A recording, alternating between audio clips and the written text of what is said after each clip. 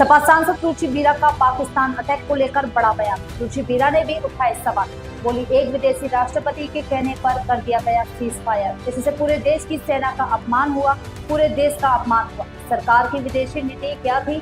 कितने देश भारत के साथ थे? सरकार को सत्र बुलाकर देना चाहिए जवाब।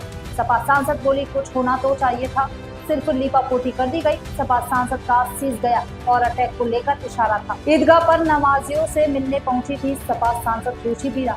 कुर्बानी को लेकर भी सपा सांसद रुचि बीरा का बड़ा बयान सामने आया। रुचि बीरा ने कहा कि कुर्बानी को लेकर किसी को नहीं देना चाहिए कोई दखल। सांसद जी, आज बकरीद है, कुर्बानियों को लेकर के लगातार बयानबाजी सामने आई है। क्या कहेंगे आप कि अभी सांसद जो नजदीकी सांसद हैं उनका बयान आया, यदि किसी को कोई दिक्कत हो तो बता दीजिए। कुर्बानी को लेकर कह रहे हैं। देखिए, मुझे उनके बयान के बारे में जानकारी नहीं है, लेकिन ये तो एक मतलब जो परंपरागत तरीके से एक ये जो दस्तूर चला आ रहा है उसमें किसी को भी दखल देना नहीं चाहिए। जैसे चीजें होती आई हैं, जैसे त्योहार मनाते आए हैं, वैसे मनाने दिया जाए। संगीत सोम ने एक बयान दिया है, उन्होंने अखिलेश यादव को जो है मुगलों का आखिरी शासक बताया है।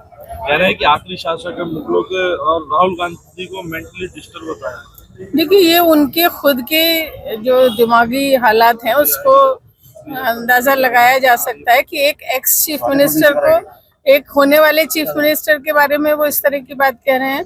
और वो एक, अगर राहुल गांधी जी के बारे में कह रहे हैं, राहुल गांधी जी पढ़े लिखे व्यक्ति हैं और इतनी बड़ी पार्टी को लीडर ऑफ अपोजिशन है, वो इस तरह की बात कहना बिल्कुल अनगरल है, ये बेमानी है चीजें। केशव प्रसाद मौर्य ने भी कांग्रेस को लेकर के हमलावर हुए हैं। वो पाकिस्तान के स्थापना दिवस को लेकर के बात कर रहे हैं। मतलब वो सीधे तौर पर कह रहे हैं कि बाकी जो अपनी जवाब सेना ने पाक मुक्ता है उसके बदले पाकिस्तान के हिस्से छुड़वाने को लेकर बेताब थी कांग्रेस। शांतिदूत प्रधानमंत्री जवाहरलाल नेहरू ने पाक के सामने सरेंडर किया था। मतलब भारत जो सरेंडर करने की बात कही जा रही है, जो पीएम मोदी पर हमलावर थे, उसको लेकर के वो पंडित जवाहरलाल नेहरू पे ही हमलावर हो। देखिए, अब 70 साल पुरानी और 80 साल पुरानी बातें करे जा रहे हैं। भाई, आज की बात बताएं। जो आज एक विदेशी राष्ट्रपति के कहने से सीज फायर कर दिया गया, पूरी देश की सेना का अपमान हुआ, देश का अपमान हुआ। जिस तरीके से अगर भाई कोई कुछ करना था तो करते, ये नूरा कुश्ती, ये दिखावे के लिए क्या हुआ है, ये तो बात समझ में नहीं आ रही। और 70 साल 80 साल पुरानी बातों का जिक्र है, आज का जिक्र करें ना कि आज क्या हो रहा है, क्या होना चाहिए था। लेकिन सीज फायर को लेकर के अब इस तरीके के जवाब लगातार सामने आने, ट्रम्प को लेकर के कहना, तो क्या देश के खिलाफ नहीं हो रही बात? अब खिलाफ की क्या बात है, बताइए। बिल्कुल सीज फायर आपने एक फोन आते ही कर दिया। आपकी क्या विदेश नीति है? कौन कौन से देश आपके साथ थे ये बताएं भाई। आप कौन से देश आपके साथ इस वक्त खड़े थे, उनका खुलासा हो। बराबर विपक्ष मांग कर रहा है कि एक आपातकालीन सत्र बुलाया जाए, उसमें चर्चा हो। पूरा देश इस मामले में, सब पार्टी सब साथ हैं, लेकिन कुछ हो तो, कुछ करें तो। और भाई बुलाएं सत्र और चर्चा करें और उस पर पारदर्शिता से बातों को रखा जाए।